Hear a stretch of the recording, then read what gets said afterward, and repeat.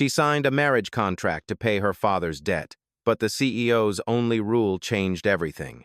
Ethan Cross was the kind of man who turned boardrooms into battlegrounds and victories into trophies. A self-made CEO with a reputation for ruthless precision, he believed emotions were weaknesses to be exploited, not indulged.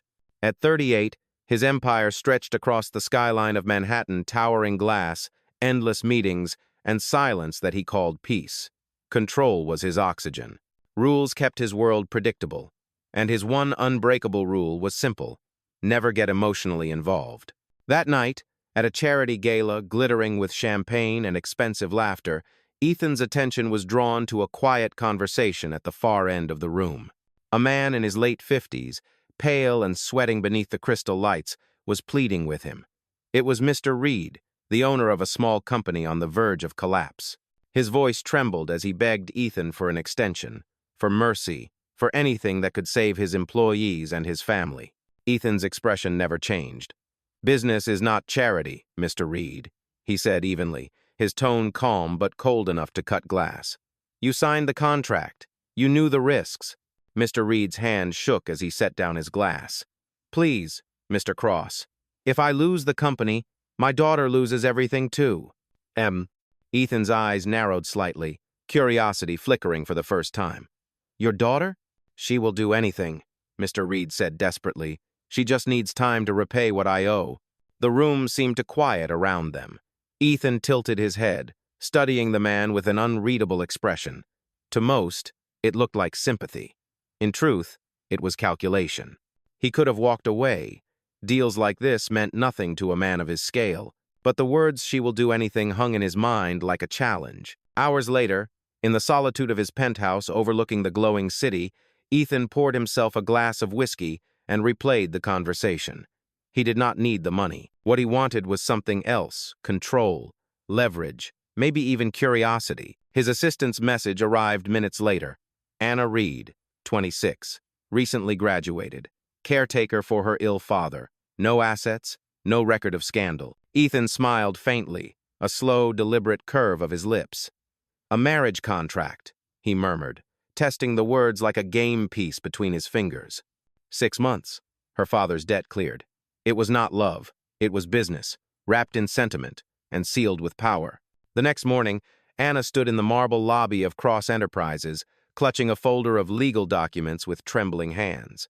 Her reflection in the glass doors showed fear and defiance mixed in equal measure. When Ethan stepped out of the elevator, every eye in the room shifted toward him. His tailored suit, his measured walk, his calm authority, he looked untouchable. "Miss Reid," he greeted her smoothly, "you are here about your father's debt." "Yes," she said quietly. "I will do whatever it takes to make it right." Ethan regarded her for a long moment, his gray eyes sharp, assessing. "Then listen carefully. I am offering you a solution. You will sign a marriage contract with me for 6 months. During that time, your father's debts will be paid in full. When the contract ends, you walk away, free of obligation." Anna's breath caught. "A marriage contract?"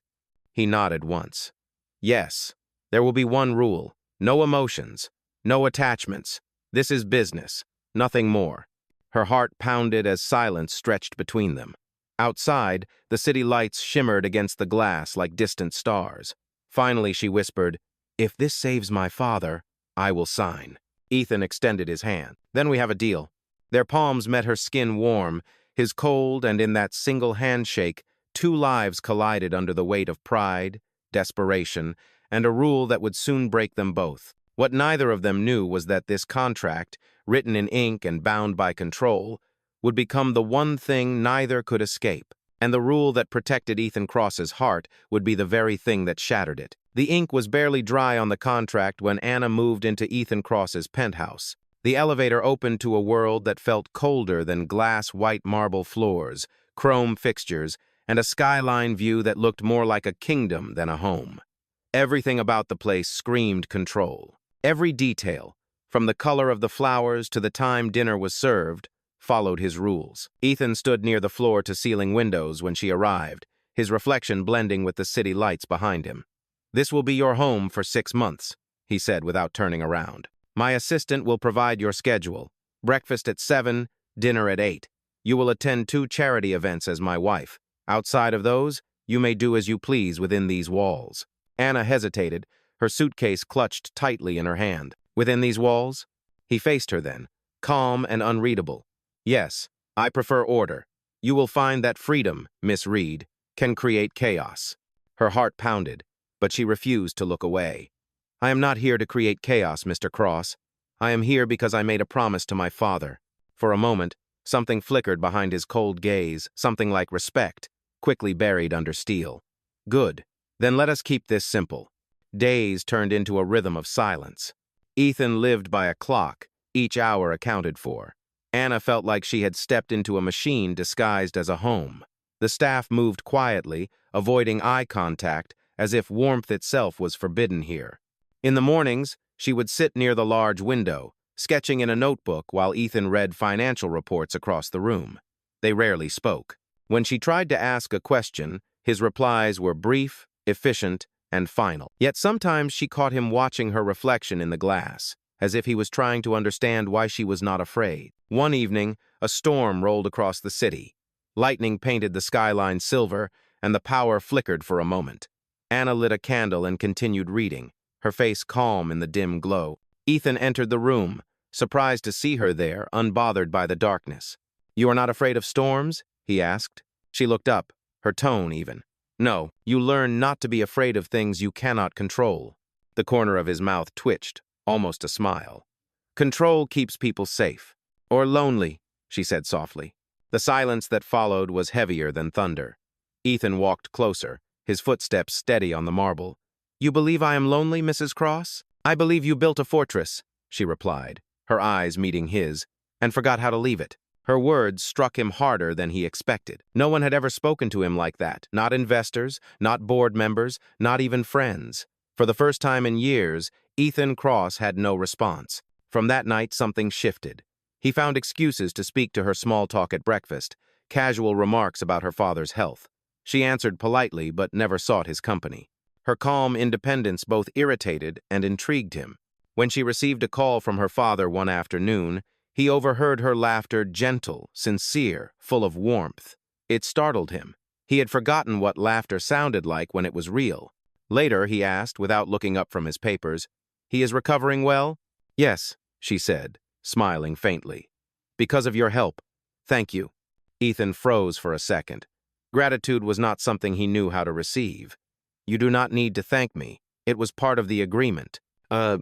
Maybe," she said, turning toward the window.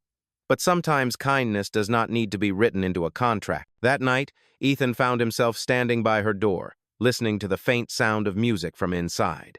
He told himself he was checking on the household security system, but deep down he knew it was a lie. He was drawn to something he could not define, a quiet challenge to his rule, a presence that refused to bow to his control. The next morning, he tightened the boundaries again. "You will not take calls during business hours," he said over breakfast. "It distracts from the image we must present." Anna set down her cup of tea, her expression steady. "You said I may do as I please within these walls. My father's calls are not a distraction." Ethan's jaw tightened. "You are under contract. You represent me. And you represent every reason I signed that contract?" she replied calmly. A man who believes power can replace empathy. The words stung more than he wanted to admit. For a moment, he almost told her the truth, that the rule was not about her, but about his past, about what he had lost when he once let himself feel. Instead, he said nothing. When she left the table, the scent of her tea lingered in the air, soft and warm against the sterile silence. Ethan stared at the empty chair across from him and realized that, for the first time, the quiet no longer felt like peace. It felt like the beginning of something he could not control. The wedding happened quietly, without music or vows that meant anything more than ink on paper. It took place in a private room at City Hall, attended only by 2 witnesses and Ethan's lawyer. Anna wore a simple white dress that she had chosen herself, not because it was elegant, but because it was hers. Ethan signed the documents with the same calm precision he used to close mergers worth millions. When the final page was stamped, he extended his hand and said, "Congratulations, Mrs. Cross." There was no smile in his voice, only procedure. Anna shook his hand and replied, "I suppose that makes us partners." He nodded. For 6 months. Later that evening, Ethan brought her to his penthouse for the first time as his wife. The elevator doors opened, revealing the glittering view of the New York skyline. The city stretched endlessly below them, pulsing with life, yet inside the apartment everything was still. "This," Ethan said, gesturing toward the view, "is the real world. Out there, people chase illusions. In here, everything is measurable." Anna walked toward the massive glass window and looked down at the city lights. "It feels more like a cage," she murmured. Ethan turned to her, his tone clipped. "You will find comfort here if you follow the rules." "I am not looking for comfort," she answered quietly. "Only freedom." Her words landed like a challenge. Ethan did not reply. He simply loosened his tie, walked to his study, and closed the door. The next morning, Anna woke to the sound of his voice on a conference call. Even from the bedroom, she could hear the authority in his tone, calm, commanding, unyielding. When he noticed her standing in the doorway, he ended the call and asked, "Do you always start your day by listening to other people's business?" "Only when I live in their house," she replied, meeting his gaze. He almost smiled, but caught himself. "You have breakfast at 7. My chef will serve you. I can make my own food." "That will not be necessary." From that day, their lives unfolded like a series of transactions. Ethan controlled the environment. Anna adapted without surrendering. She read books in the library, tended to a small plant on the balcony, and refused to wear the designer dresses that appeared in her closet each morning. When he questioned her choices, she said, "You can buy fabric, Mr. Cross, but not comfort." Ethan began to notice the way her presence disrupted his order. She left traces of warmth in every corner, a half-read novel, the faint smell of coffee, the sound of soft humming in the kitchen. None of it belonged in his world, yet none of it felt wrong. One evening, after a long day of meetings, Ethan found Anna sitting on the couch, reading by the dim glow of a single lamp. "Why are you reading in the dark?" he asked. "I like quiet light," she said. "It makes me feel real." "Real," he repeated, as if testing the word. "What does that mean to you?" "It means living for something that is not written in a contract." He did not respond. He poured himself a drink and watched her for a while. For the first time, the sound of his own heartbeat seemed louder than the ticking clock on the wall. Over the next few weeks, he tried to win her over the only way he knew, through power. He ordered her expensive jewelry, designer gowns, and even a custom piano for the living room. Each gift was delivered with quiet expectation, as if gratitude could be measured in luxury. But Anna accepted none of it. She thanked him politely and placed the gifts back in their boxes. Finally, one night, Ethan confronted her. "You refuse everything I give you. What exactly do you want?" Anna looked at him, her voice calm but steady. "Respect. I want you to see me as a person, not a piece of your empire." His tone hardened. "You agreed to this marriage. You knew what it was." Yes," she said. "A contract, not ownership." The air between them tightened. Ethan stepped closer, his eyes sharp with frustration. "Do you know how many people would trade places with you? How many would give anything for this life? And yet you still cannot make it feel alive," she said softly. For a long moment, neither of them spoke. Ethan's chest rose and fell, his composure slipping for the first time. He turned away, muttering, "You should be grateful." "I am," Anna replied, "grateful that I remember who I am, even here." Her words lingered long after she left the room. Ethan poured another drink, staring out at the city that glittered beneath his feet. He had built this empire to prove that control was power, but now, faced with a woman who could not be bought, he began to feel something unfamiliar: doubt. In the reflection on the glass, he saw his own face, expressionless and tired. Behind him, the apartment remained immaculate, but it no longer felt like victory. It felt like silence pressing against his chest, whispering a truth he refused to admit. For the first time in his life, Ethan Cross was not winning. He was simply existing, trapped inside the rule he had created to keep his heart safe. The wedding happened quietly, without music or vows that meant anything more than ink on paper. It took place in a private room at City Hall, attended only by 2 witnesses and Ethan's lawyer. Anna wore a simple white dress that she had chosen herself, not because it was elegant, but because it was hers. Ethan signed the documents with the same calm precision he used to close mergers worth millions. When the final page was stamped, he extended his hand and said, "Congratulations, Mrs. Cross." There was no smile in his voice, only procedure. Anna shook his hand and replied, I suppose that makes us partners. He nodded for 6 months. Later that evening, Ethan brought her to his penthouse for the first time as his wife. The elevator doors opened, revealing the glittering view of the New York skyline. The city stretched endlessly below them, pulsing with life, yet inside the apartment everything was still. This, Ethan said, gesturing toward the view, is the real world. Out there, people chase illusions. In here, everything is measurable. Anna walked toward the massive glass window and looked down at the city lights. It feels more like a cage, she murmured. Ethan turned to her, his tone clipped. You will find comfort here if you follow the rules. I am not looking for comfort, she answered quietly. Only freedom. Her words landed like a challenge. Ethan did not reply. He simply loosened his tie, walked to his study, and closed the door. The next morning, Anna woke to the sound of his voice on a conference call. Even from the bedroom, she could hear the authority in his tone, calm, commanding, unyielding. When he noticed her standing in the doorway, he ended the call and asked, Do you always start your day by listening to other people's business? Only when I live in their house, she replied, meeting his gaze. He almost smiled but caught himself. You have breakfast at 7. My chef will serve you. I can make my own food. That will not be necessary. From that day, their lives unfolded like a series of transactions. Ethan controlled the environment. Anna adapted without surrendering. She read books in the library, tended to a small plant on the balcony, and refused to wear the designer dresses that appeared in her closet each morning. When he questioned her choices, she said, You can buy fabric, Mr. Cross, but not comfort. Ethan began to notice the way her presence disrupted his order. She left traces of warmth in every corner, a half-read novel, the faint smell of coffee, the sound of soft humming in the kitchen. None of it belonged in his world, yet none of it felt wrong. One evening, after a long day of meetings, Ethan found Anna sitting on the couch, reading by the dim glow of a single lamp. Why are you reading in the dark? He asked. I like quiet light, she said. It makes me feel real. Real, he repeated, as if testing the word. What does that mean to you? It means living for something that is not written in a contract. He did not respond. He poured himself a drink and watched her for a while. For the first time, the sound of his own heartbeat seemed louder than the ticking clock on the wall. Over the next few weeks, he tried to win her over the only way he knew, through power. He ordered her expensive jewelry, designer gowns, and even a custom piano for the living room. Each gift was delivered with quiet expectation, as if gratitude could be measured in luxury. But Anna accepted none of it.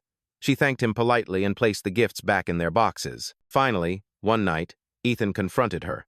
You refuse everything I give you. What exactly do you want? Anna looked at him, her voice calm but steady. Respect. I want you to see me as a person, not a piece of your empire. His tone hardened.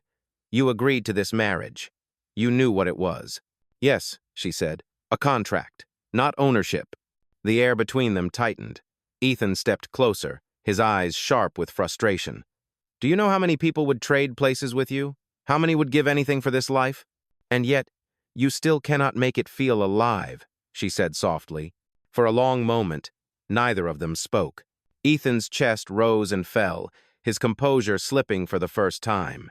He turned away, muttering, You should be grateful. I am, Anna replied. Grateful that I remember who I am, even here. Her words lingered long after she left the room. Ethan poured another drink, staring out at the city that glittered beneath his feet. He had built this empire to prove that control was power. But now, faced with a woman who could not be bought, he began to feel something unfamiliar, doubt. In the reflection on the glass, he saw his own face, expressionless and tired. Behind him, the apartment remained immaculate, but it no longer felt like victory. It felt like silence pressing against his chest, whispering a truth he refused to admit. For the first time in his life, Ethan Cross was not winning. He was simply existing, trapped inside the rule he had created to keep his heart safe. After that night, something inside the penthouse shifted. The silence was no longer peaceful or calculated. It became heavy, almost suffocating. Ethan Cross tried to maintain his usual rhythm, meetings, numbers, and endless control, but even his empire began to feel like an illusion. Anna's quiet defiance echoed through every corner of his life. The rule that had once protected him, the one he lived by, no emotions, no attachments, was slowly losing its power. One morning, he came to the dining table to find Anna already seated, sipping tea in calm defiance of his unspoken authority. "You are up early," he said, his tone cool. "Routine helps," she replied without looking at him. "It gives me a sense of freedom." He frowned. "Freedom does not exist without structure." "Then I suppose we see the world differently," she said, setting her cup down. "You build walls to keep the world out. I build hope to keep myself alive." Her voice was steady, and it unsettled him. Ethan finished his coffee without replying. The next few days, he tried to bury himself in work, but every report and every boardroom felt meaningless. His control was slipping, not because of a competitor, but because of a woman who refused to play his game. When Anna began volunteering at a small community center near the East Side, Ethan saw it as another form of rebellion. "You did not ask for permission," he told her when she returned one evening. "I did not know I needed to," she answered calmly. "It is charity work, not treason. You represent my name, Anna." "I represent myself," she said, walking past him toward her room. "Your name is safe. My conscience is not for sale." Her words cut deeper than she intended, and for the first time in years, Ethan found himself questioning his own motives. Why did he care so much about appearances? Why did her independence feel like a threat? He began to test her resolve in subtle ways, canceling her driver, withholding information, giving her tasks meant to humiliate rather than help. But each time, she faced him with the same quiet strength. The more he pushed, the calmer she became. That calmness infuriated him. One afternoon, he returned early from work and found Anna sitting in the living room, surrounded by sketches and notes. She was working on a proposal for a small foundation to help families recover from debt. "You still believe in fixing people," he said, standing behind her. She looked up. "I believe people are worth saving, even you." He froze. "You think I need saving?" "I think you stopped believing anyone could." Ethan turned away, his chest tightening. No one had ever spoken to him like that without fear, without flattery, without calculation. Later that night, he poured himself another drink and watched her reflection in the window as she read quietly on the couch. The city lights surrounded her like a halo of defiance. He remembered every woman before her, beautiful, willing, predictable, and realized that none of them had ever made him feel this exposed. He needed to regain control, or at least the illusion of it. The next morning, he called Anna to his office. "I am restructuring your schedule," he said coldly. "You will not attend the community center for the next month." She looked at him steadily. "And if I refuse, then I will reconsider the terms of our contract." For the first time, anger flashed in her eyes. "You would use my father's debt as punishment?" Ethan's voice was firm, but his hands betrayed a tremor. "I am ensuring order." "No," she said. "You are proving that power means more to you than people ever will." The silence that followed was electric. Ethan wanted to argue, to defend himself, but he could not find the words. She left the room, her footsteps echoing against the marble like distant thunder. Over the next few days, they barely spoke. Yet in the quiet, Ethan began to notice small details he had ignored before: the way she hummed when she cooked, the gentle care she showed toward the staff, the way her laughter made even the cold penthouse feel human. He found himself waiting for those moments, pretending they did not matter, but they did. One evening, during a storm, the power flickered again. Ethan found Anna on the balcony, wrapped in a blanket, watching the rain fall over the city. "You should come inside," he said quietly. She shook her head. "I like storms. They remind me that nothing stays still forever." He hesitated before stepping closer. "You do not fear losing control?" "Oh?" She turned toward him, her expression soft but unyielding. "Because I never had it. Life is not meant to be controlled, Ethan. It is meant to be lived." For a moment, the rain was the only sound between them. Ethan looked at her, really looked at her, and realized she was right. His world had been built on control, but control had never given him peace. Anna's presence, her defiance, her grace, her unshakable dignity was exposing the emptiness behind his walls. That night, he stood alone by the window long after she had gone to bed.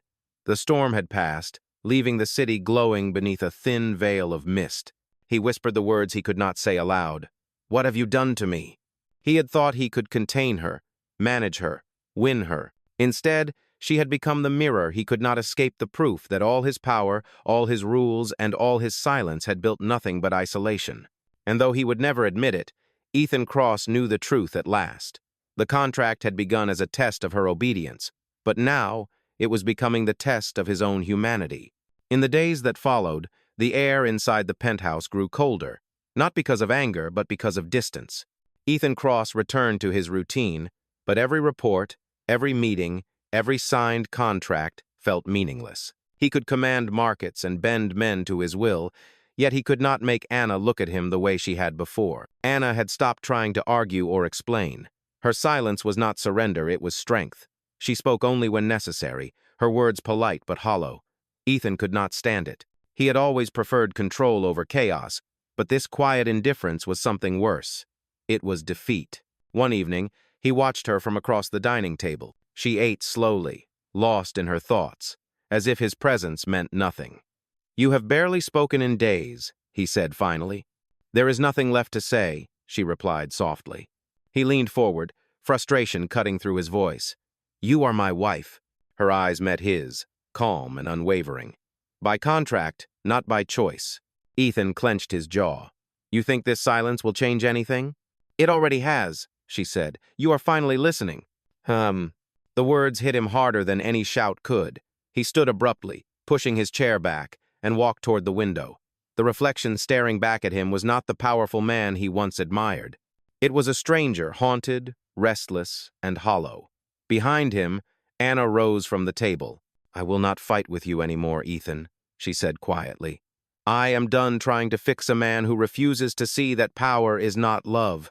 Her voice trembled, not from fear but from exhaustion. "6 months, remember? That is what we agreed on. After that, you will never have to see me again." When she left the room, the silence she left behind felt heavier than her presence. Ethan stood there for a long time, watching the city lights blur through the glass. He told himself that he did not care, that this was what he wanted, a clean end, a return to order. But deep down, he knew he was lying. Over the next few days, he tried to fill the void she left. He spent longer hours at work, surrounded by people who feared him but did not respect him. Yet every time he came home, the emptiness of the penthouse reminded him that control had no meaning when there was no one left to share it with. One night, unable to stand it any longer, Ethan went to her room. He hesitated before knocking. When she opened the door, she looked tired, but calm. "What do you want, Ethan?" He searched for the right words, but his voice betrayed him. "I do not know," he admitted. "Maybe I just wanted to hear you say something." She sighed and stepped aside. "Then listen, because this is the last time I will say it. You cannot own people, Ethan. Not with money, not with rules, not even with guilt. You think control will protect you, but it is only destroying you." Her words stripped away what little pride he had left. For a long moment, neither of them spoke. The sound of the rain outside filled the silence between them. "Go back to your world," she said softly. "You will be happier without me." But as Ethan looked into her eyes, he knew it was not true. He had all the wealth he could ever want, yet for the first time, he felt poor. He turned to leave, his voice barely a whisper. "I used to think silence was strength," he said, "but now I see it is punishment." Anna said nothing. She closed the door gently, leaving him alone in the hallway, surrounded by the echo of his own confession. And for the first time, Ethan Cross began to understand what it meant to lose, not a deal, not control, but something far more human. The following weeks passed like a storm that never ended. Ethan Cross's world began to crumble in ways he could not have predicted. The calm control he once commanded at work turned into quiet whispers and uneasy glances. Rumors spread through the company about his strange marriage, about his unpredictable temper, about the man who no longer seemed untouchable. At first, he ignored them. He told himself that focus would restore order, but order no longer existed. Deals began to slip away, partnerships dissolved, and the board grew restless. His decisions were questioned, his confidence doubted. The one thing that had defined him, his authority, was slipping through his fingers. One evening, as he sat alone in his office overlooking the city, his longtime friend and business partner, Mark Davis, entered. "You are losing control, Ethan," Mark said carefully. "You have built your entire empire on logic, but lately, you are letting emotions run your decisions." Ethan did not look up. "Maybe that is not such a bad thing." Mark frowned. "It is bad when it costs you everything. You used to be untouchable. Now you look distracted. People are talking." Ethan finally met his gaze. Let them talk. I am tired of pretending that control makes me invincible. Mark hesitated. This is not you. You are right, Ethan said quietly. It is not. That night, Ethan returned to the penthouse, exhausted. The city lights reflected off the glass walls like shards of memory. Anna was sitting in the living room, reading. She did not look up when he entered, but she could feel the weight of his silence. Rough day?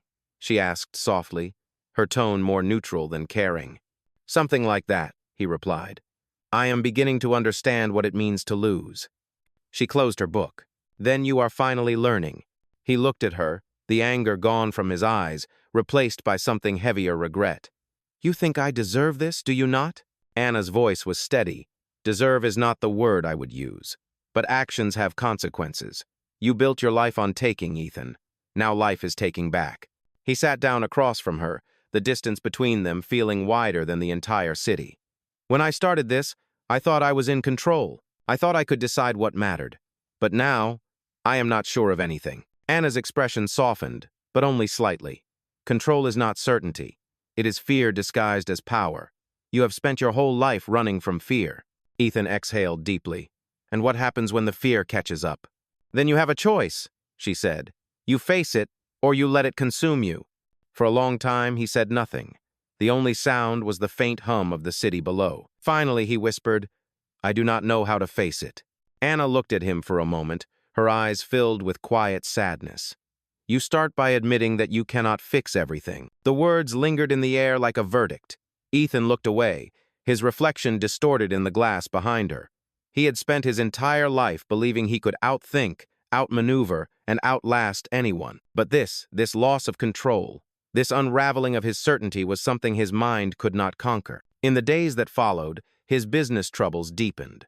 The media caught wind of his failing projects, and investors began to pull out. His name, once synonymous with success, now carried the shadow of scandal. Yet through it all, Anna remained calm.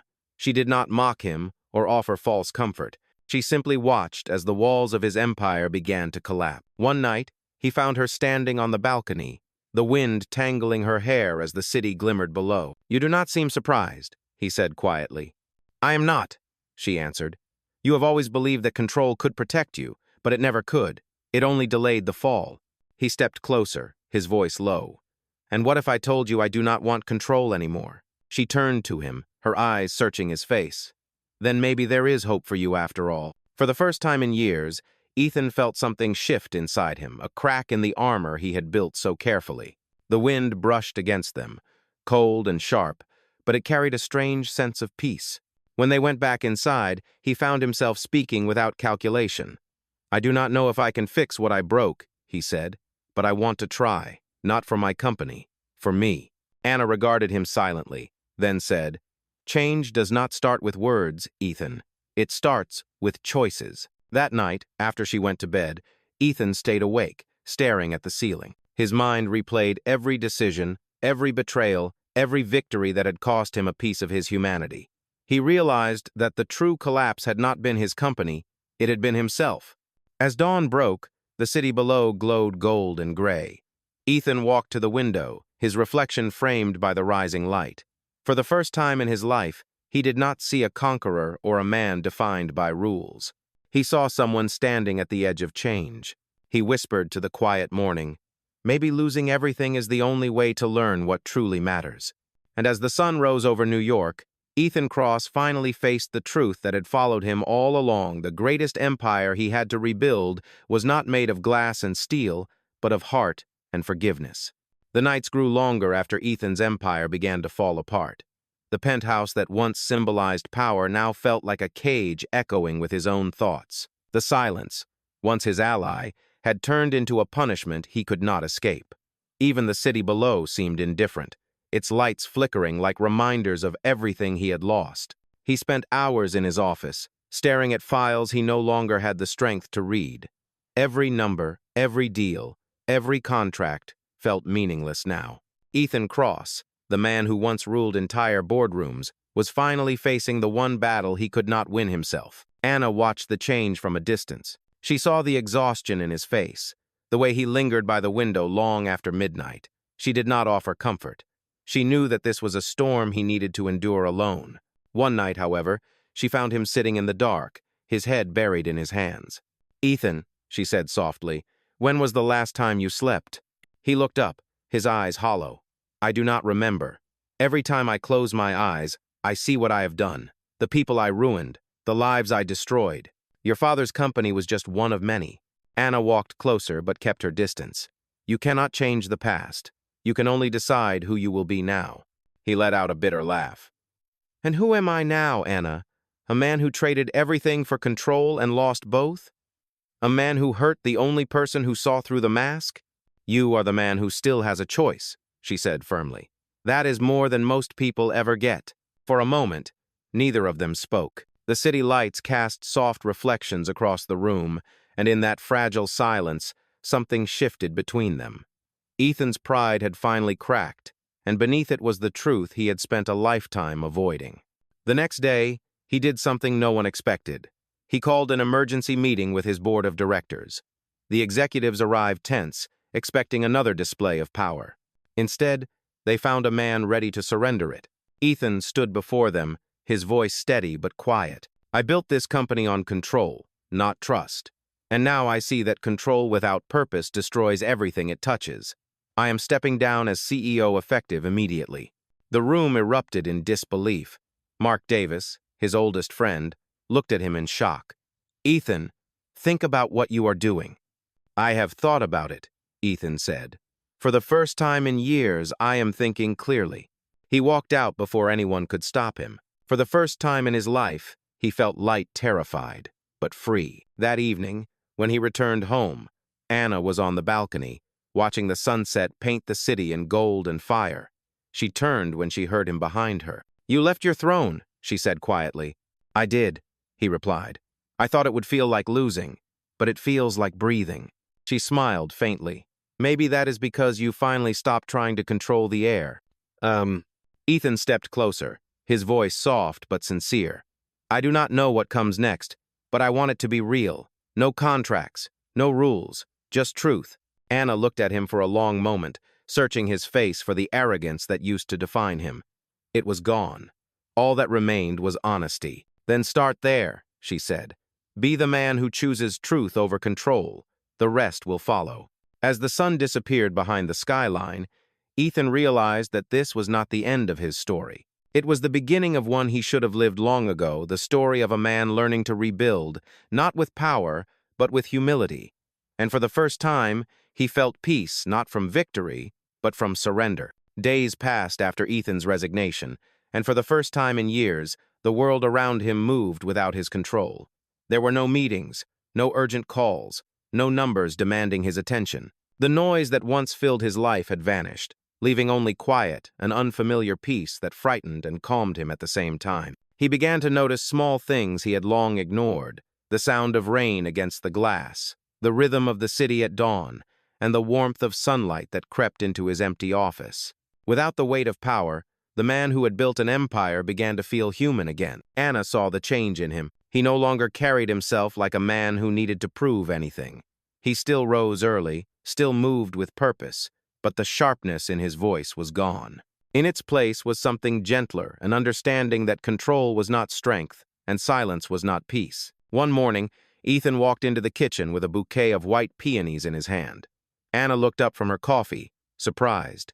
"For you," he said quietly, setting them on the table. "I remember you said they were your favorite." She touched the petals lightly, her expression unreadable. "You remembered." "I am trying to," he said. "I cannot change what I did, but I can start remembering what matters." For the first time, she smiled, faint but genuine. "That is a start." From that day, Ethan began making small gestures that spoke louder than any apology. He prepared breakfast before she woke up. He left handwritten notes instead of expensive gifts. He no longer gave orders. He asked questions. Slowly, the penthouse began to feel less like a fortress and more like a home. But redemption is not without struggle. There were days when his old habits returned, when he felt the urge to command instead of listen. On those days, Anna reminded him, not with anger, but with patience. "You cannot rebuild overnight," she told him. "You can only keep choosing who you want to be." Her words anchored him. Ethan began to help her with the community work she loved so much. He donated without expecting recognition and spent hours volunteering beside her.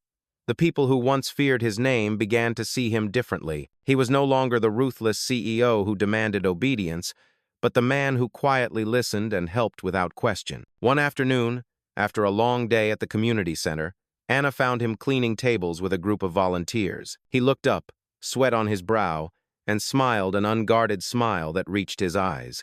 She had never seen him look more alive. On the drive home, she turned to him and said softly, "You are changing, Ethan." He glanced at her, his tone calm but certain. "No, I am becoming who I should have been." That night, as they stood on the balcony watching the city lights, Anna spoke again. "What will you do now that you have given up everything?" He looked out at the skyline, his voice steady. "I did not give up everything. I finally stopped holding on to nothing." For the first time in a long time, Anna did not respond. She simply stood beside him, the quiet between them no longer cold but full of understanding. When she finally turned to go inside, Ethan remained where he was, gazing out at the endless glow of New York. The city that had once bowed to his control now existed beyond his command, and somehow, that brought him peace. He whispered into the night, not as a man of power, but as a man reborn.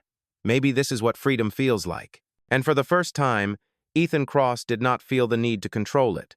He simply let it be. The months that followed were quiet, but not empty. Ethan Cross had finally learned how to live without a throne. The man who once ruled boardrooms now spent his days rebuilding small things, relationships, trust, and a version of himself that he could finally respect. The city outside remained fast and ruthless, but inside the penthouse, life moved slower, softer. Anna continued her work at the community center, and Ethan often joined her. At first, people did not recognize him without his expensive suits and polished confidence. He arrived in simple clothes, his sleeves rolled up, helping fix broken shelves or carry food crates. He did not speak about his past, and no one asked. For the first time in years, he was not the man everyone feared. He was simply Ethan. One evening, after finishing their volunteer work, they walked home together under the fading light. The air was crisp, and the city hummed quietly around them. "You seem different," Anna said, glancing at him. Ethan smiled faintly. "Maybe because I finally understand what it means to be enough." "You were always enough," she said gently. "You just did not believe it." They walked in silence for a moment, the sound of their footsteps mingling with the rhythm of the streets. When they reached the penthouse, Ethan paused by the door. "There is something I need to say before the contract ends," he said. Anna looked at him uncertain. "Ethan, you do not have to—" "I do," he interrupted softly. "When I wrote that contract, I thought I was protecting myself.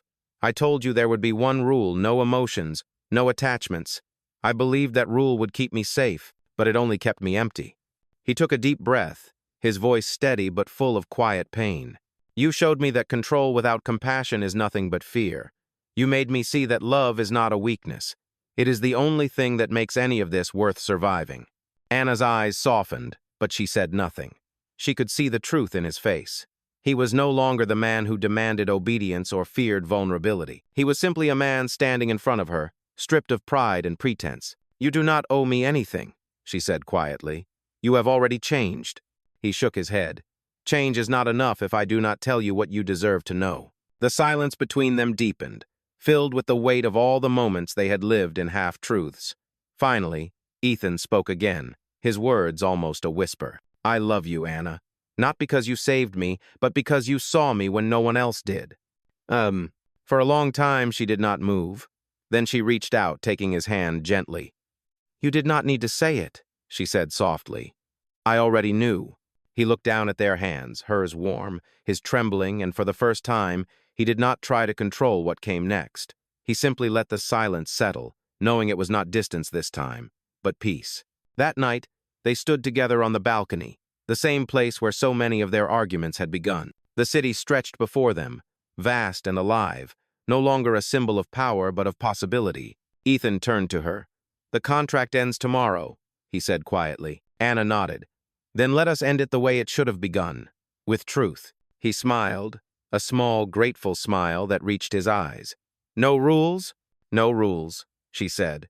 And as the wind carried the lights of the city around them, Ethan Cross finally felt what he had been chasing all his life, not control, not success, but peace in surrender. The rule that once defined him had been broken, and in breaking it, he had finally set himself free. The morning the contract ended arrived with soft light breaking through the curtains of the penthouse. For 6 months, Ethan Cross and Anna Reid had lived within the boundaries of an agreement built on control and debt. But what remained now was something neither could have predicted. The paper that once chained them together no longer held meaning. Their lives had changed, not through law or power, but through choice. Ethan woke early, as he always did. But this time there was no meeting waiting, no call demanding his attention. He stood by the window, watching the city stir awake beneath him. The skyline that had once symbolized his dominance now looked different, alive, imperfect, and free. He realized he no longer wanted to rule it. He only wanted to be part of it. When Anna entered the room, she carried a quiet grace that filled the space with warmth. She looked at him, her expression calm but knowing. "It is the last day," she said softly. He turned to her with a faint smile. "The contract may end today, but what we found does not have to." She walked closer, her eyes steady. "Ethan, when I signed that paper, I did it to save my father, not to save you. But somewhere along the way, I saw the man beneath the armor. You fought so hard to stay untouched, yet you were the one who needed saving most." He nodded slowly, his voice barely above a whisper. "You are right. I created rules to protect myself, but they became my prison. You broke them without even trying." Anna smiled faintly. "Maybe some cages are not meant to stay closed." On. They stood in silence for a moment, the city hum filling the space between them. Then Ethan reached into his jacket and pulled out the original contract.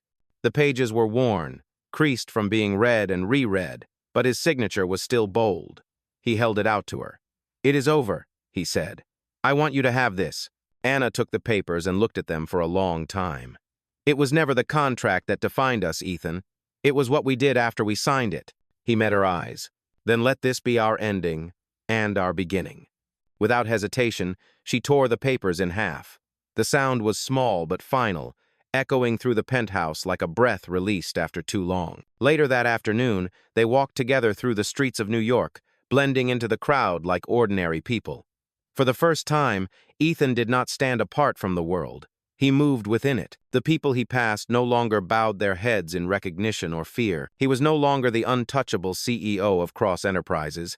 He was simply a man who had learned to live. They stopped by the small cafe where Anna had once worked before her father's illness. The same waitress greeted her with a smile. "It has been a long time," she said. Anna smiled back. "It feels like several lifetimes." Ethan watched her, seeing how effortlessly she belonged. There was no pretense in her laughter, no calculation in her kindness. She was light in its purest form, and for the first time, he allowed himself to stand in it without fear. When they left the cafe, the sun was setting, painting the sky in shades of amber and gold. Ethan stopped on the corner of the street and turned to her. "Do you regret it?" he asked quietly. Anna looked at him, the light catching her eyes. "No, because if I had not signed that contract, I never would have met the man you became." Ethan's voice softened. "And if I had not met you, I never would have learned what love truly means." They stood there for a moment, the sound of the city fading behind them. Then he reached for her hand, not as a gesture of possession, but of peace. She took it without hesitation. As they walked toward the river, the city lights reflected on the water, shimmering like pieces of a life rebuilt. Ethan looked out across the skyline that had once been his kingdom and felt no desire to claim it. Instead, he felt gratitude, for failure, for forgiveness, for the woman beside him who had turned his greatest loss into redemption. He spoke softly, almost to himself. "I used to think rules kept people safe. Now I know love is the only thing that ever truly does." Anna turned to him with a smile that reached her eyes. "Then maybe you finally found your only rule worth keeping." He nodded. "Love without control." They stood there together as the night settled over the city, their hands intertwined, their hearts unguarded. For Ethan Cross, the man who once believed power was everything, this was the victory he had never imagined. Peace, humility, and a love that required no contracts, no signatures, and no conditions. And as the lights of New York shimmered around them, the story that began with a deal ended not in power or revenge, but in freedom. The rule that had once caged him was broken forever, replaced by the one truth that finally set him free.